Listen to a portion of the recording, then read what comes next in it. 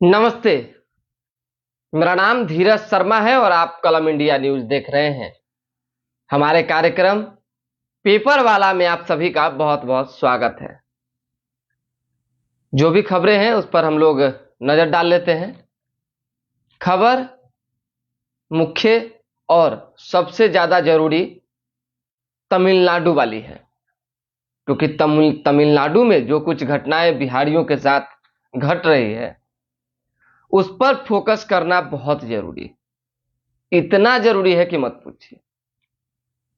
आखिर बिहारी कब तक अलग अलग राज्यों में प्रताड़ित होते रहेंगे? कब तक जो है उनके साथ मारपीट की घटना को अंजाम दिया जाता रहेगा? कब तक उनका उपहास करता जाता रहेगा? और आखिर इसके पीछे जिम्मेदार कौन?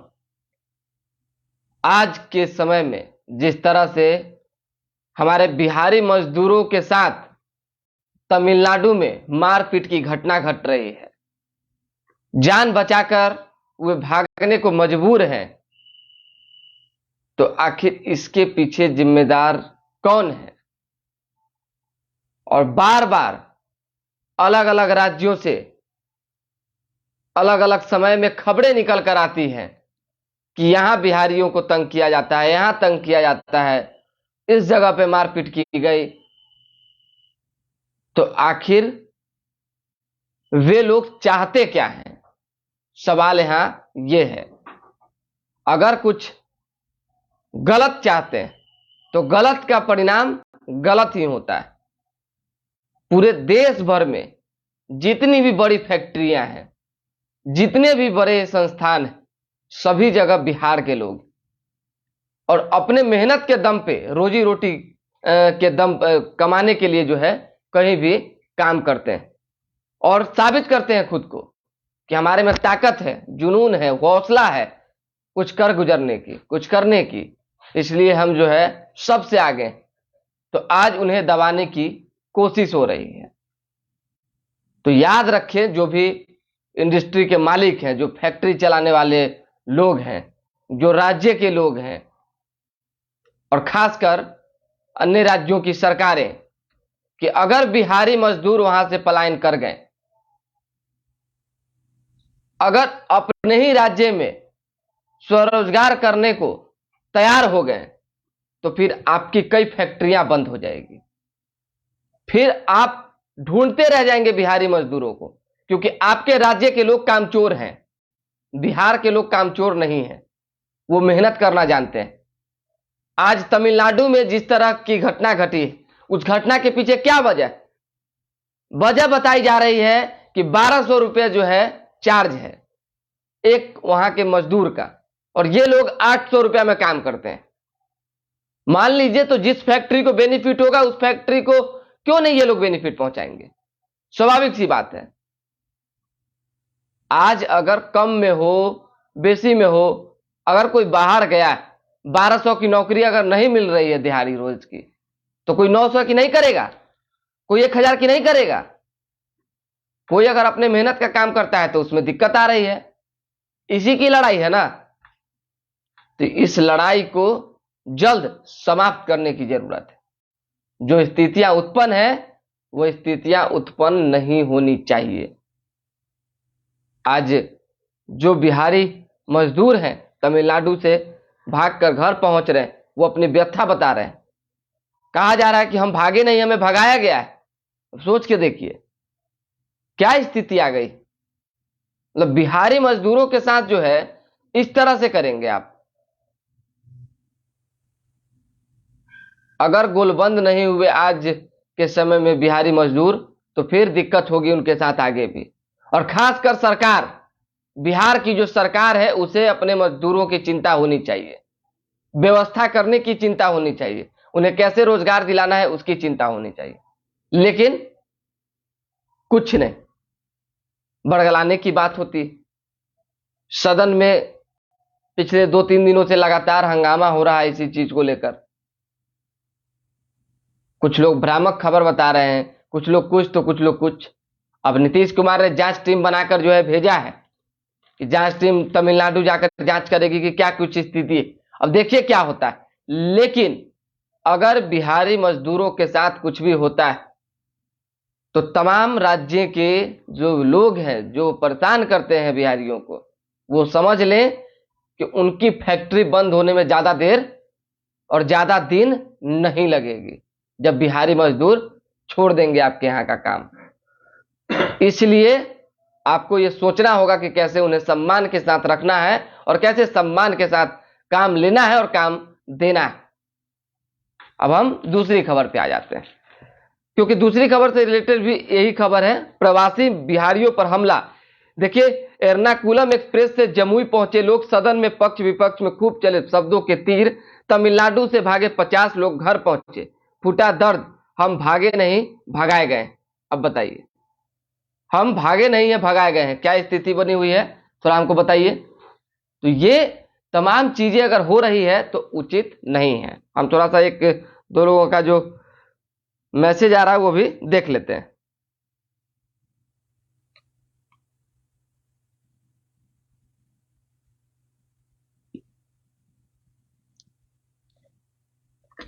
ऐसी स्थिति, देखिए सदन में हंगामा हुआ है, कई तरह की चीजें हो रही है, लगातार विपक्ष मांग कर रहा है कि कम से कम व्यवस्था को जो है सही किया जाए, सब कुछ बेहतर रहेगा तभी कहीं ना कहीं सदन भी सुचारू रूप से चल सकेगा।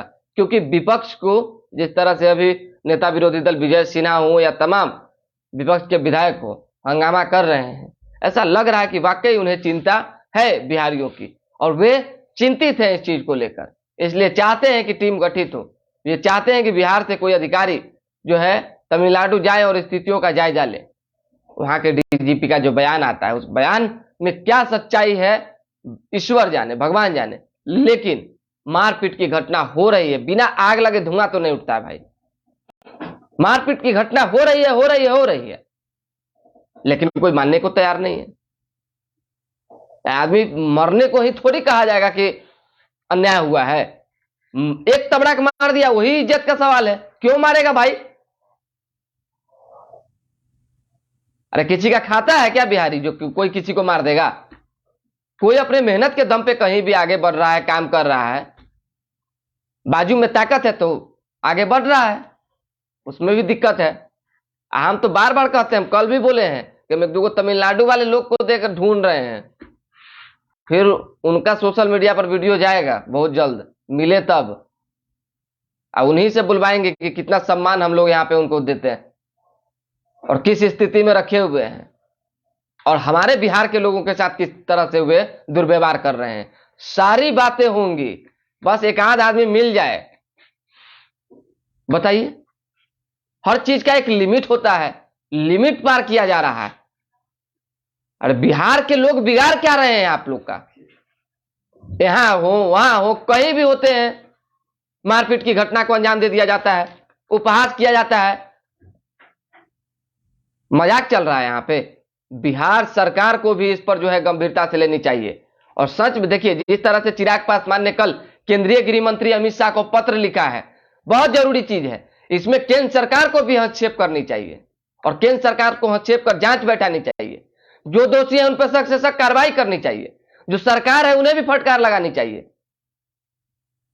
मजदूरों को बुलवाते हैं, फ्लाइट का टिकट दे देकर मजदूर को बुलवा रहे हैं कि फैक्ट्री बंद हो जाएगा, मेरा राजस्व चरमरा जाएगा, ये हो जाएगा, वो हो जाएगा। अब बिहारी मजदूर वहां काम करने गए तो उनके साथ आप दुर्व्यवहार करेंगे, ये बर्दाश्त नहीं किया जाएगा।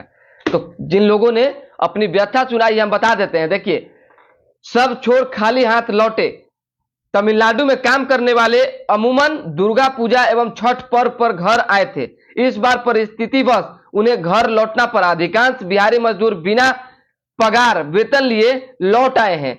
देखिए कि किस तरह से बसकुट्टी के रहने वाले वीरेंद्र कुमार ने बताया कि वह त्रिपुर के पातियूर के इलाके के लोहे की कंपनी में काम करता है। इस इलाके में भी हिंदी भाषी मजदूरों पर स्थानीय लोगों ने हमला किया, जिस कारण कई मजदूर भय से, डर से वहां से भाग खड़ा हुए। मतलब ये लोग जो आए हैं वहां से, जो इन समस्या को देख रहे हैं, झेल कर पहुंचे हैं, वो झूठ बोल रहे हैं। और यहाँ की सरकार जो है इसे भ्रामक बता रही है। तेजस्वी यादव कह रहे हैं व्याकुल मत होइए। और कितना व्याकुल मत होइए, हमारे लोग पिटाएंगे और हम व्याकुल नहीं हो, ये कौन सा सवाल है, हम नहीं समझ पा रहे हैं। इसका भी जवाब देना ही चाहिए सरकार को, मुख्यमंत्री हो चाहे उप मुख्यमंत्री। चलिए अब हम लोग दूसरी खबर पे आ जाते हैं, थोड़ा बीपी हाई हो जाता है इन सब चीजों को देखते हैं तो। इस पर तो लोगों को जो है मोर्चा खोलना चाहिए, खासकर बिहार के लोगों को। सिवान में बिजली चोरी कर रहे थे और बिजली बिल वसूलने गए थे, एसडीओ को जिंदा जलाने की कोशिश हुई है। अब समझिए, गाड़ी फूंकी गई है और ये दरौंदा थाना क्षेत्र का मामला है, और वहां पे एक मुखिया की दबंगई दिखी है, जिसके बाद कार्रवाई चल रही है। अब सोचिए कि एसडीओ को जिंदा जलाने की कोशिश हो रही है।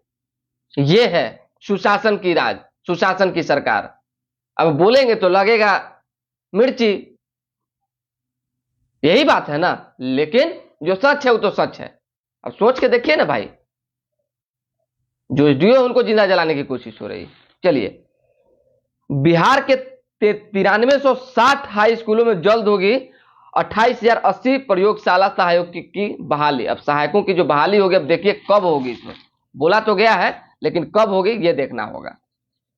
चलिए, एक खबर है, हमने कल रात को ही बता दिया था, पटना के नए एसएसपी राजीव मिश्रा बनाए गए हैं। राजीव मिश्रा पहले सिटी एसपी वेस्ट भी रहे हैं और उसके साथ साथ 2 बार ट्रैफिक एसपी भी रहे हैं। राजीव मिश्रा तेज तरार आईपीएस अधिकारी में गिने चुने जाते हैं और उनकी जो छवि रही है वो ईमानदार छवि रही है, और इसीलिए नीतीश कुमार ने एक भरोसा भी जताया है, उन्हें पटना का एसएसपी बना दिया गया है।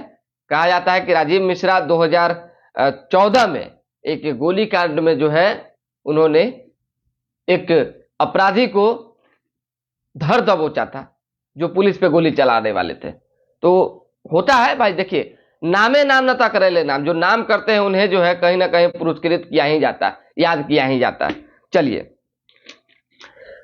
जदयू पर पूर्व सांसद ने जमकर किया हमला, मीना का जदयू से इस्तीफा हो गया है। कल पूर्व सांसद मीना सिंह का इस्तीफा हुआ है, कहा तेजस्वी यादव कभी कबूल नहीं। नीतीश कुमार ने जिस जंगल राज के खिलाफ में चुनाव लड़ा था और जिस जंगल राज के खिलाफ में हम लोगों ने मैदान में उतरने का काम किया था, उनके साथ आज चले गए, इसलिए हमें नीतीश कुमार जेडीयू कबूल नहीं है, तेजस्वी यादव कबूल नहीं है, पार्टी से इस्तीफा हो गया। बिहार की गंगा जलापूर्ति योजना और फल्गु नदी पर बने गया जी डैम को मिला राष्ट्रीय सीवीआईपी अवार्ड। नगर निगम बोर्ड की पहली बैठक, पार्षदों ने लचर सफाई व्यवस्था का मुद्दा उठाया, प्रशासन ने माली हालत का रोना रोया। पार्षद बोले कचरा वाहन नहीं आते, सफाई कर्मी की भी कमी, आयुक्त ने कहा पैसा आएगा तो बढ़ेगी सुविधाएं। चलिए, एनएमसीएच के डॉक्टर का सुराग जो है अभी तक पता नहीं चल पाया, कहां गायब होगा कोई खोजबीन नहीं। अब सोचिए ना भाई, गांधी सेतु पर लावारिस मिली थी कार, मतलब कि जिस स्थिति में कार मिली, कार पहुंच गए उनके घर पे। प्रशासन को भाई जांच करनी चाहिए थी, एफएसएल की टीम है, हर तरह की जांच पड़ताल होती है, तभी ना भाई कार हो मोबाइल हो किसी को सौंप दिया जाता है। आप सब कुछ जो है पहले ही परिवार को सौंप दिए, तब परिवार के लोग ही आरोप लगा रहे हैं कि जांच से पहले कैसे सौंप दिए। तो ये एक खबर है भाई कि कल जिस तरह से पूरी व्यवस्था जो है सरकार की गंगा जी में उतरी हुई थी और खोजबीन शुरू हुई थी, लमसम 8 घंटे की खोजबीन के बावजूद नहीं मिले। तो एनएमसीएच के डॉक्टर का सुराग नहीं, गंगा में एसडीआरएफ ने चलाया तलाशी अभियान, जांच टीम ने डॉक्टरों के घर से कार मिलने की जगह तक 200 फुटेज खंगाले। बनारस कोलकाता हाईवे का टेंडर खुला, अप्रैल से काम शुरू होगा। बिहार में हाईवे का हिस्सा 185 किलोमीटर। बिहार में शराब के धंधे से जुड़े माफियाओं के खिलाफ 5 राज्यों में ईडी की छापेमारी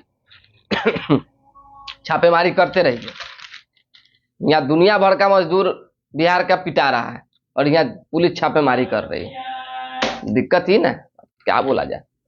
अब भास्कर का एक एक्सक्लूसिव खबर है जिसको हम बता देते हैं। अखिलेश सिंह का इंटरव्यू, जो कि कांग्रेस के प्रदेश अध्यक्ष हैं, और उनसे बातचीत में उन्होंने कहा है कि यह हमारी सरकार है, हाँ महागठबंधन में कोऑर्डिनेशन की ओर दरकार है, कमेटी जल्द बने। कोऑर्डिनेशन कमेटी की मांग जीतन राम मांझी करते रहे हैं और आज भी कर रहे हैं, और अखिलेश सिंह ने भी उठाया है। बिहार के साथ नाइंसाफी केंद्र करो और शेष के माध्यम से हो रहे हैं हमारी। देखिए कि किस तरह से हकमारी की बात विजय चौधरी ने कही है।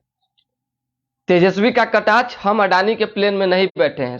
स्पीकर ने भाजपा के 4 विधायकों को दी निष्कासित करने की चेतावनी। अब देखिए, ये भी एक खबर है।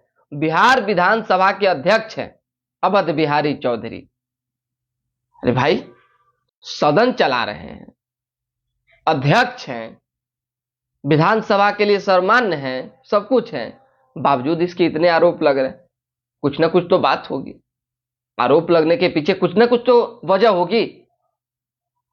भाजपा के जो विधायक हैं वो कह रहे हैं कि हम डंके की चोट पर विधानसभा अध्यक्ष को चेतावनी देते हैं, चुनौती देते हैं। 2-3 शब्द का जो प्रयोग हुआ वो चेतावनी ये समझे हो, लेकिन चुनौती भी देते हैं कि अगर वे साबित कर देते हैं कि हमने कुर्सी उठाया है। जनक सिंह ने कहा है, भाजपा के कद्दावर नेता है, विधायक है, कि अगर हमने कुर्सी उठाया है तो हम अपने एमएलए पद से इस्तीफा दे देंगे, नहीं तो आप विधानसभा अध्यक्ष पद से इस्तीफा दे दीजिए। अब बताइए, अगर विधानसभा अध्यक्ष साबित नहीं कर पाए कि इन्होंने कुर्सी उठाया है, जिस तरह से चेतावनी में इनका नाम आ गया, कितना मतलब दुर्भाग्य की बात होगी कि एक विधायक अध्यक्ष को चेतावनी दे रहा है, क्या तो हम पद छोड़ देंगे, नहीं तो आप पद छोड़ दीजिए। तो यही पद छोड़ा छोड़ी कीजिए। चलिए,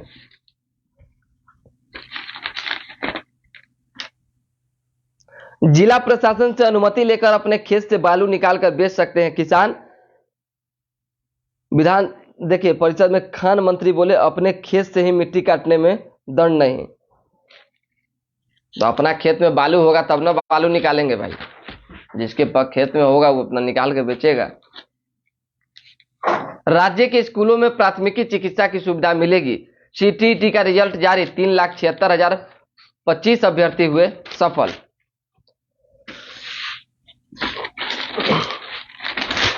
आज और कल सदन बंद है, परसों सदन खुलेगी और उसके बाद फिर होली बाद बंद हो जाएगी, तो फिर होली बाद खुलेगी। लेकिन लगातार आरोप प्रत्यारोप का दौर शुरू है। होली भाई, होली ना है तो होली में फगुआ दोनों तरफ हो रहा है।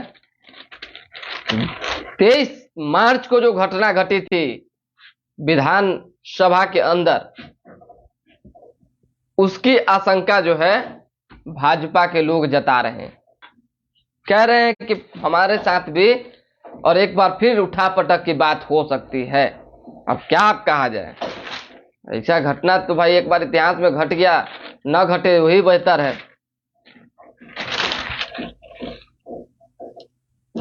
तो ऐसी अब कोई खबर ज्यादातर नहीं है। चलिए, फोन ले लीजिए। ये हो गया।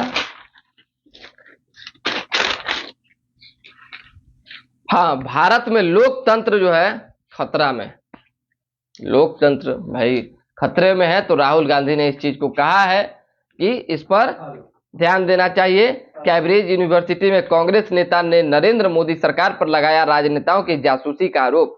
संघ को वार्ता और संवाद की होती है जरूरत। भारतीय लोकतंत्र की रक्षा केवल भारत के बारे में नहीं।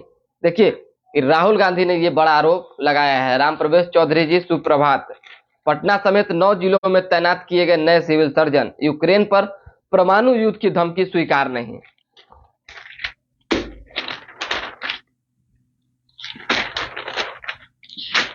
तो अब कुछ विशेष है नहीं, तो जैसे ही कुछ विशेष होता है तो हम लोग जो है जुड़ेंगे। फिलहाल देखिए, मोबाइल छीनने का विरोध करने पर युवक को मारी गोली, जख्मी। तो मोबाइल पॉकेट में रख के चलिए भाई, नहीं तो यहाँ छीना झपटी में भी बचाव कीजिएगा तो गोली मार देगा, कोई चाकू मार देगा। यहाँ तो ई स्थिति, अब क्या कहा जाए। अब हम नहीं बोलना चाहते हैं बिना काम के, जो सच है भाई सच है, उसको बोलना ही पड़ता है मजबूरन।